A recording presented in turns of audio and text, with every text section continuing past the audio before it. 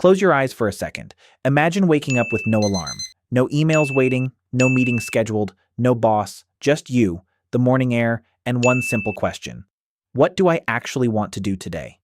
For most people alive right now, that question feels like a hypothetical, something you ask yourself but never actually answer, something philosophers debate but nobody lives, a question your brain entertains for exactly 3 seconds before the alarm goes off again. But here's what nobody tells you. That wasn't a hypothetical. For 95% of human existence, that was just Tuesday. You are going to spend roughly 90,000 hours of your life working. That's 1/3 of every waking moment you will ever have. Handed over to a job, a schedule, a system that tells you when to wake up, when to eat, when you're allowed to rest, and when your time is finally your own.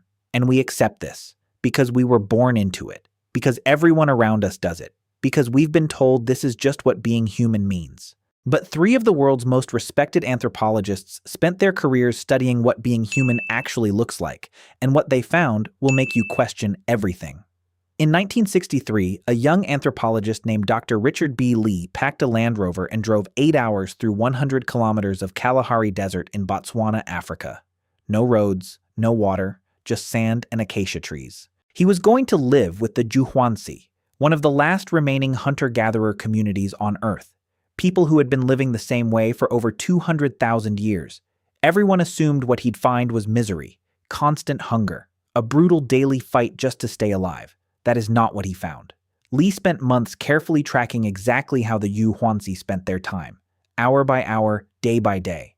And when he added it all up, he was stunned. Adults were spending just 2 to 3 hours a day securing everything they needed to survive: food, water, shelter. That adds up to roughly 12 to 19 hours across the entire week. Not per day, per week. The rest of the time, they rested, they talked, they played with their children, they made music, they told stories, they did whatever they wanted. Lee presented these findings at the famous Man the Hunter Symposium at the University of Chicago in 1966. The room went silent. The entire academic world had assumed that prehistoric life was a desperate struggle for survival. Lee's numbers said the opposite, but Lee wasn't alone in what he discovered. Around the same time, anthropologist Dr. Marshall Sahlins was putting together what would become one of the most controversial books in the history of anthropology, Stone Age Economics, published in 1972. Dr. Sahlins looked at hunter-gatherer communities across Africa, Australia, and Southeast Asia, and he arrived at a conclusion so radical that one reviewer wrote, "This book is so subversive to the fundamental assumptions of Western society, it's a wonder it was permitted to be published." Dr. Sahlins called hunter-gatherers the original Affluent Society. In simple terms, the first truly wealthy people to ever walk this earth. Not poor, not struggling, not surviving. Wealthy. And when he said wealthy, he didn't mean money. He meant something far more valuable: time, freedom, enough. Because here's what Dr. Sahlins understood that modern economists don't. There are 2 ways to be wealthy. The first way, want everything and work endlessly to get it. The second way, want very little and have everything you need by noon. Hunter-gatherers chose the second path. Their needs were real but limited: food, shelter, connection, meaning.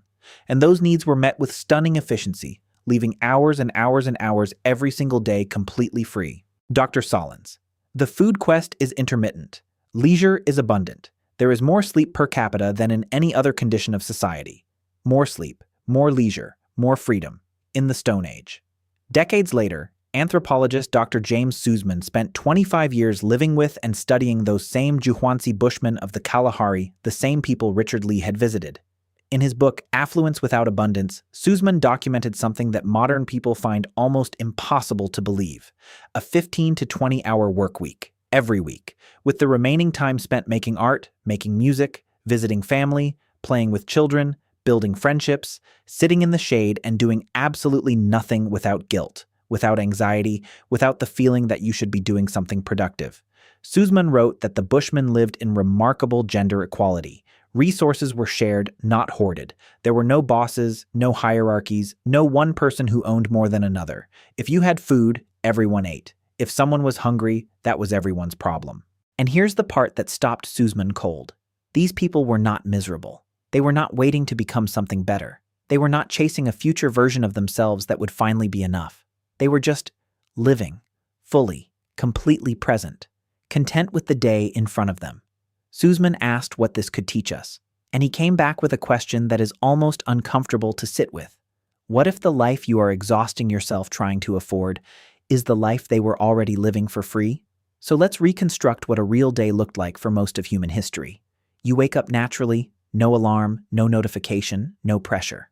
The fire from the night before has burned down to coals. Someone adds wood. You eat from what was gathered yesterday: roasted tubers, dried meat, wild berries. Breakfast isn't something you rush through alone over a screen. It's social. It's slow. It's the first conversation of the day. Mid-morning, a small group might head out to hunt, to gather, to check what the land is offering today. But, and this is important, you don't go every day. If the hunt was successful yesterday and there's food in camp, you stay. You work on something with your hands. You sharpen a spear. You weave a basket. You carve a design into a piece of bone just because it looks beautiful. There's no clock. No one is watching. You work because being skilled matters, because craftsmanship earns respect, because making things well feels good. By early afternoon, the practical part of the day is done. And then comes the part modern people cannot fully understand. Nothing and everything. You sit in the shade with people you love. You groom each other, the physical reinforcement of trust that every primate on Earth is wired to need. You nap. You watch clouds. You laugh about something that happened 3 days ago. You hold a child while they sleep. Dr. Suzman documented that the hoansi spent 6 or more hours a day in what he simply called social time. Not working, not sleeping, just being with other humans. Because in a world without contracts and courts and money, your survival depends entirely on whether people trust you, care about you, and would share their last meal with you. Relationships weren't a luxury, they were the infrastructure. Then the sun goes down. And this is when something ancient and remarkable happens. The fire is lit, people pull closer, and the conversations that were practical during the day, where are the animals, what needs to be done, shift entirely. Stories begin.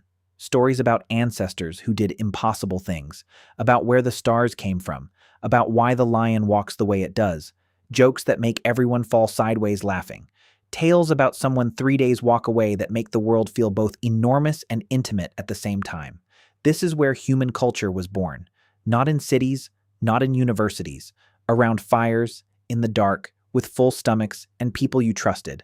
And when sleep finally came, it didn't come the way it does for you. Research into pre-industrial sleep patterns shows that humans naturally slept in 2 phases, about 4 hours of deep sleep. Then a quiet, wakeful period, an hour, sometimes 2, of calm darkness, reflection, prayer, intimacy. Then another 4 hours of sleep until dawn. What you call insomnia at 2 a.m., your ancestors called just being awake. Then, approximately 10,000 years ago, something changed. In a region we now call the Fertile Crescent, humans began doing something new. Planting seeds, fencing animals, controlling the food supply instead of following it. Agriculture. And Dr. Sahlins saw exactly what this did. Farming could feed more people. More people needed more food. More food needed more farming. Within a few generations, populations grew too large to survive any other way. The trap closed, and the bones tell the story. Archaeological skeletons from early farming populations show people who were shorter than their hunter-gatherer ancestors. Their spines show damage from repetitive bending. Their teeth show decay from grain-heavy diets. They had joint disease in their knees and hips. They had signs of malnutrition that hunter-gatherers rarely showed. They worked more, ate worse, died younger, and yet the population kept growing, and growing populations need specialists, toolmakers, potters, soldiers, priests, tax collectors, administrators, eventually, employers. The idea that your time belongs to someone else.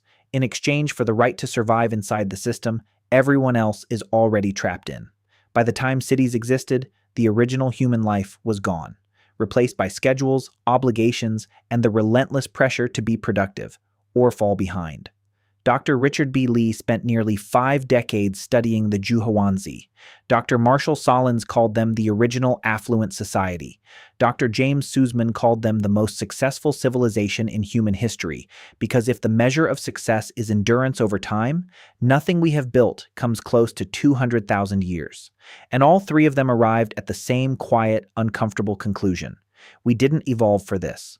The 40-hour work week is not natural. The alarm clock is not natural. The feeling that you are only worth something if you are producing something is not natural. It is new. Historically, embarrassingly new. You are a 200,000-year-old species that has been living this way for roughly 200 years, and something deep in your body still remembers the other way. It's why weekends feel like relief, why holidays feel like breathing, why the moment you sit in the sun with nowhere to be, something in you, something very old exhales. That's not laziness, that's recognition. Your ancestors didn't hustle, they didn't optimize. They didn't build a personal brand or wake up at 5 a.m. to get ahead of the competition. They woke up when their bodies were ready. They did what needed to be done, and then they stopped, completely, guiltlessly, fully, and just lived. They didn't make art when they found time after work. They made art because they had time. They didn't earn rest. Rest was just part of the day. You are not a broken, lazy, unambitious person because you are tired. You are a human being living wildly outside the conditions your mind and body were built for. And maybe, just maybe, the most radical thing you could do isn't to work harder. Maybe it's to remember what you actually are. They weren't waiting to retire into freedom. They were born free. And somewhere along the way, we forgot that we were too.